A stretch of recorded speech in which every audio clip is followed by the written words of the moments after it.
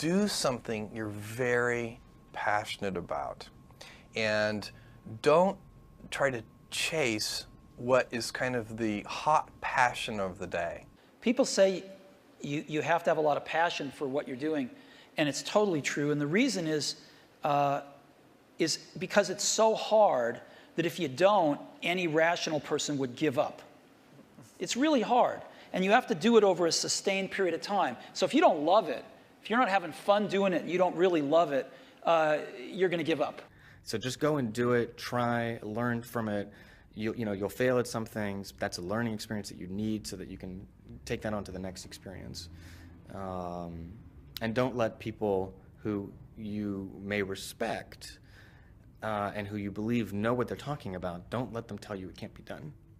Because often they will tell you it can't be done, and it's just because they don't have the courage to try it. I think people that look for great ideas to make money, aren't nearly as successful as those who say, okay, what do I really love to do? What am I excited about? What do I know something about? What's kind of interesting and compelling? It's very rewarding when you work on something you think is going to make a big difference. And yeah, it's a little bit harder, but I think the passion that one might bring with it brings so much more energy to that you're more likely to succeed. You have to have an emotional investment in what you're doing. If you don't love what you're doing, failure is pretty much guaranteed. Success is not guaranteed by any means, but failure is much more likely if you don't love what you're doing. If you know exactly what you want to be, you need to spend as much time with people that are actually that already. One of the things that I do is I question a lot of things. And you can do that in a good way and a bad way, but hopefully if you try to get people to motivate why they're doing something and their way of thinking, the worst thing you can end up with is a situation where you get told, well, this is the way it's always been. Mm-hmm. That's the worst ever. That's a non-answer. Instead, ask yourself, given everything we have today, is there a way we can make this better? And so when we're coming up with ideas, we always ask ourselves, what kind of new market is this creating? And then also, what part of my day and what problem is it solving? And so I've gone as far as taking an entire catalog of my day from the moment I open my eyes and writing down every single thing I do. And then asking myself, is there something here? If you're not coming up with 10 ideas a day, that's why I have this thing. If I'm not filling up this page every single day, then my idea muscle will atrophy. And I started this in 2001, and I still do it every single day. You have to come up with ideas every single day, or the idea muscle atrophies. The good news is, after about 6 months of doing that, you're like a machine. People get surprised at how many ideas you could just have anywhere. But understand that naturally nobody is interested in your idea. The world could care less, and you have to persuade them, and you have to show that you're the one person out there that can do it. When it comes to changing the world, what I learned from Steve Jobs is, if you believe in a Macintosh, if you believe in iPhone, iPod, iPad, if you believe enough, then you will see it. Because other people will believe in it. Other people will create software. Other people will create products. So you need to foster the belief in what you are dreaming so that it becomes a reality, which is very different than saying, I don't expect anybody to believe it until I see it. You need people to believe it before they can see it. Don't necessarily think that you have to have the home run and the huge Apple computer on your first start. I spent a long time in my life with skills just building little devices for fun. For fun is one of the key things, because that drives you to think and think and think and make it better and better and better than you ever would if you're doing it for a company. Build things at first for yourself that you would want. For somebody aspiring to take things to the next level or to even surpass their wildest dreams, there's always going to have to be an element of luck, but I think more important is putting yourself in a business that can be ubiquitous, that really doesn't have limits. Because otherwise, there's always going to be a grind to it. But if the business, if it can't be something that you can visualize every business using or every consumer using, it's going to be tough to scale to be big enough or to have the perceived value. You want an idea about which you can say, I know it sounds like a bad idea, but here's specifically why it's actually a great one. You want to sound crazy, but you want to actually be right. Because when you're trying to differentiate, when you're trying to do something different, there's going to be that gut moment, that gut sense. Is this right? Is this not right? If you're not having doubt, you're not pushing the boundaries far enough. Don't think about how do I get big fast. That will happen if you actually build something super meaningful and super important. So don't think about, what is the quickest way to success? Think about what is the best way to building something important that the world really needs. This little idea explains why some organizations and some leaders are able to inspire where others aren't. Let me define the terms really quickly. Every single person, every single organization on the planet knows what they do, 100%. Some know how they do it, whether you call it your differentiating value proposition or your proprietary process or your USP. But very, very few people or organizations know why they do what they do. And by why, I don't mean to make a profit. That's a result. It's always a result. By why, I mean what's your purpose? What's your cause? What's your belief? Why does your organization exist? So when we see a kid with a lemonade stand, it's different than when we see a vending machine selling lemonade, even if it's exactly the same product, because the story around it is what people are paying for. So when I meet small business people, all I ask them is not what's their balance sheet, but what's their story. Why should I pick you? Why do I care about what you're doing? And if you start giving me all this inside baseball statistics about why you're 2% better than some other competitor, I'm already glazed over, because that's not part of the way I see the world. That I have to want this to exist in the world. I have to not, so it's a similar rule, just say, if this was successful and I had nothing and I was not involved and I got no money off it or would I want it to do well? And that's a great check, I think, to know if you really feel good about the idea and can be passionate about it. One of the things I advise entrepreneurs to do is when you have an idea, a classic entrepreneurial impulse is to hold the idea close to you and not go tell people because, oh, the idea is so special. Right. That's almost always a mistake. Go talk to Why is that a mistake? Yeah. It's a mistake because your actual real competitive advantage is not that you have this idea that you have locked away in your closet, which may or may not be accurate and you have no idea which it is. Your actual competitive advantage is if you're assembling the intelligence around, does this idea work? What is the right teams? What is the right learnings? And we're essentially in motion. The hardest thing to do is start. You have all these ideas and everyone has an idea, but it's really about executing the idea and building the idea and attracting other people to help you work on the idea. That is the biggest challenge. But the way to begin is to get the idea out of your head, draw it out, talk about it, program it if you're a programmer, or make it if you're building something. Like, you don't have to be the best, but you have to be dangerous, right? You have to learn just enough to be dangerous to build an idea, concept it, and show it to the world. And then it turns out there are lots of other people, including all 170 employees that work at Instagram, who are much better at doing all that stuff than I am. But you need to find people who can, be drawn to the idea that you build, and then they end up taking it and making it even better. One way to conceptualize what makes a good product is, good engineering is part of it, good design is part of it, but really it's, one way I think about it is maximizing the probability that someone shows up at the front door of, your store or your website or whatever it is and ends up with a solved problem. And oftentimes the best methodology is to start with the perfect experience with just one person, get that right, and then figure out how to scale something great instead of scaling something not so great and then trying to improve it. That's really hard to do. And so I think when you are starting a new business, you don't want to go after giant markets. You want to go after small markets, and you want to take over those markets quickly. Constantly seek criticism. Yeah. A well thought out critique of whatever you're doing is as valuable as gold. And you should seek that from everyone you can, but particularly your friends. If you're not utilizing an online community, then you're at a disadvantage to those who are. You can be asking online communities what they think about your ideas, or if they have any advice with what you're working on. Not only will you hear from people who are passionate about the subject, but you'll be hearing from people all around the world, each with their own experiences and stories that can help you.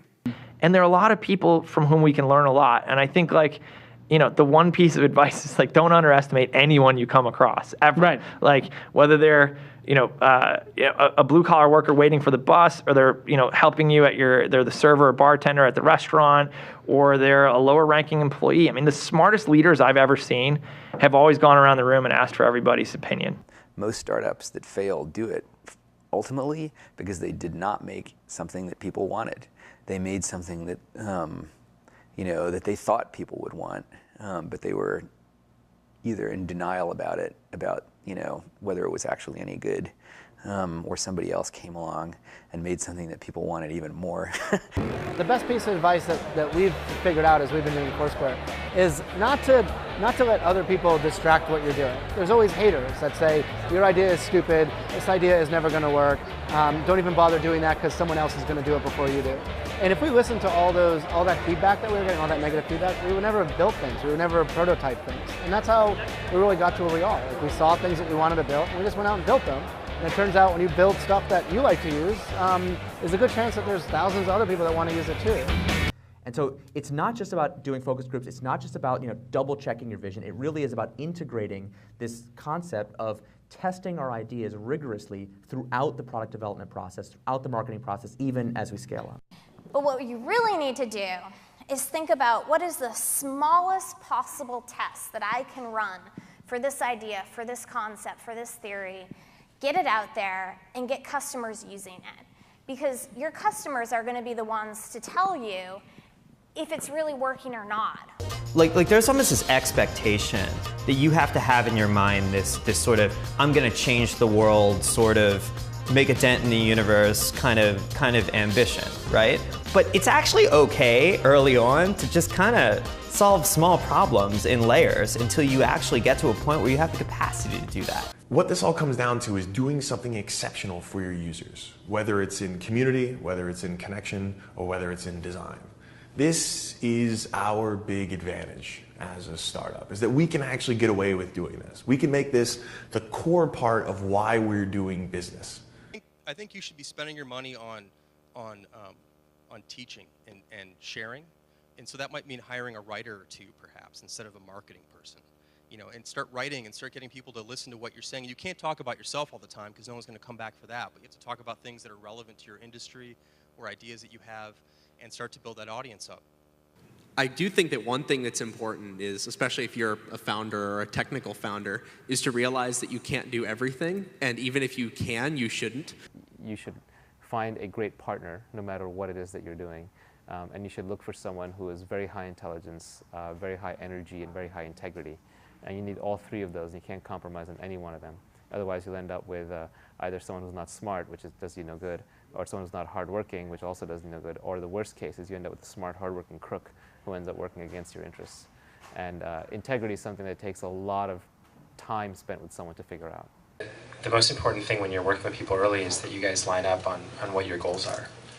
That sounds really basic, but you can totally, it can be fine. You can want to build a small business that makes money, and you don't have to go to an office every day. Or you can want to build a huge company. You can want to build Google, but I think you have to be really, really aligned on that. When a lot of corporations have, they might call them core values or guiding principles or so on, but the problem is usually they're very lofty sounding. They kind of read like a press release the marketing department put out.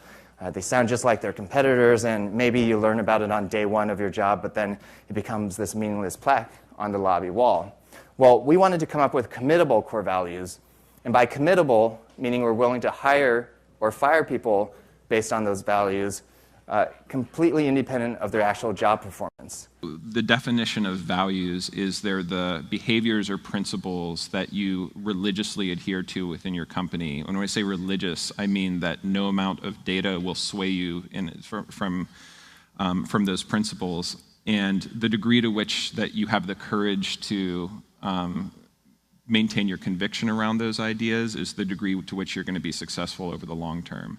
A company is simply a group of people, and as a leader of people, you have to be a great listener, you have to be a great motivator, You have to be very good at praising and looking for the best in people.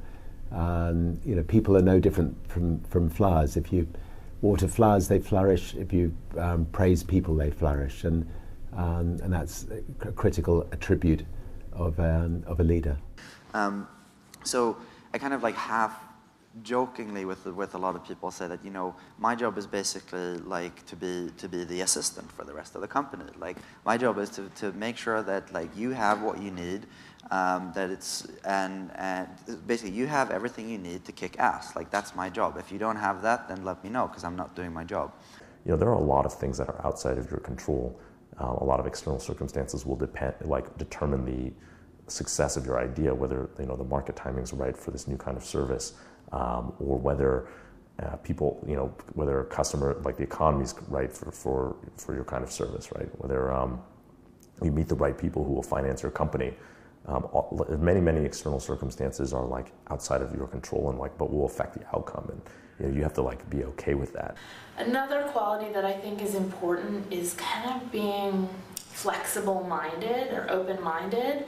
I'm not saying you shouldn't have a vision for your idea or your product, but you need to be open to changes. So many things go wrong when you're starting a company, and often I think people ask, what mistakes should you avoid making? And my answer to that question is don't even bother trying to avoid mistakes because you're going to make tons of mistakes, right? And the important thing is actually learning quickly from whatever mistakes you make and not giving up, right? And I mean, there are things every single year of Facebook's existence that could have killed us or made it so that it just seemed like moving forward and making a lot of progress just seemed intractable, but you just kind of bounce back and you learn, and nothing is impossible. You just have to kind of keep running through the walls. The two things we really zero in on people are, two things. They sound simple, they end up being very difficult. Courage and genius. Courage is the one we talk about a lot because it's the one that people can learn. Courage, which is to say not giving up in the face of adversity, just being absolutely determined to succeed, is something that you can like force yourself to do. It can be very painful. You can force yourself to do it. The genius part is a little bit hard to force yourself to do. Courage without genius might not get you where you need to go, but genius without courage almost certainly won't. And I think the reality is just, not quite so glamorous. There's there's an ugly side to being an entrepreneur. And also just more importantly, what you're actually spending your time on is just a lot of hard work. Sam mentioned this, but you're basically just sitting at your desk, heads down, focused, answering customer support emails, doing sales, figuring out hard engineering problems. So it's really important that you kind of go in with eyes wide open. Optimism has a place, but I think even more so for the first-time entrepreneur, you need to be pragmatically pessimistic. What I mean by that is you need to define all of the worst-case scenarios in terms of financial loss, time loss, etc. Look at what you will learn if that happens and accept and come to terms with that before you ever start. If you don't do that and you go straight into battling the world, trying to conquer the world with rose-colored glasses on, the first time you hit a major hiccup, you're going to become really demoralized and you will quit. If you don't love it, you won't make it through the long period of pain that is inevitable. So make sure that you take care of yourself during the process. Make sure that you take care of your mental health, your physical health while you're doing it, because it's a long road.